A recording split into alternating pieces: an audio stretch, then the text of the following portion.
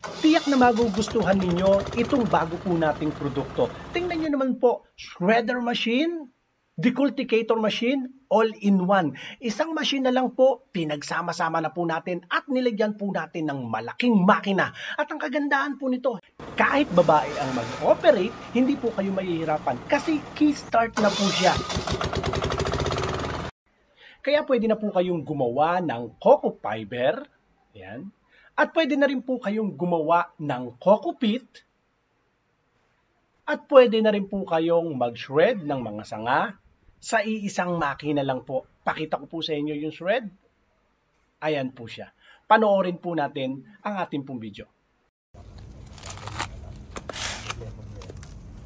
Ito na po yung pinakamagandang decultivator na nakita ko. Kasi 3-in-1 na po siya. Pwede po siya sa coco pit, coco fiber, at maging sa shredder. At ang kagandaan po nito, ang makina po nito, 20 horsepower at key start na po siya. Hindi na kayo mahihirapang humatak dahil disusi na po siya. Try po natin ha, pakita ko po sa inyo. On natin to. Dapat po ito ilalagay natin sa bandang gitna. Tapos ito po yung susi. Lagay natin to sa down. Okay, try natin. Susi na siya.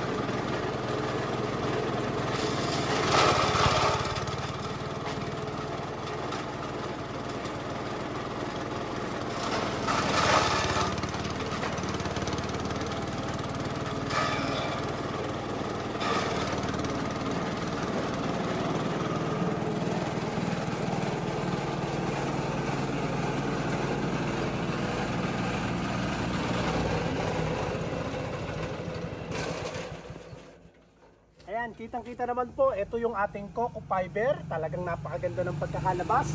Ito naman po yung ating coco pit. Tingnan nyo naman po kung gaano po siya kaganda. Oh.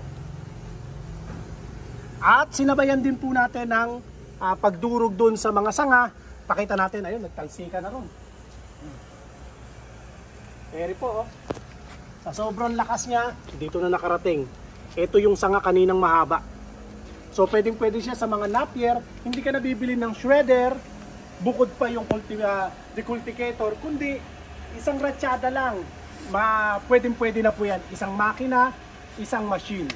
Sa lahat po ng mga interesado, pwede po kayong mag-message sa ating pong Facebook page o kaya ay mag-comment sa ating pong YouTube channel. Pwede rin po kayong mag-text sa atin sa ating numero na naka-flash po dyan sa inyong screen. Imagine niyo po napakamura po ng ating pong decultivator machine at ang makina po natin.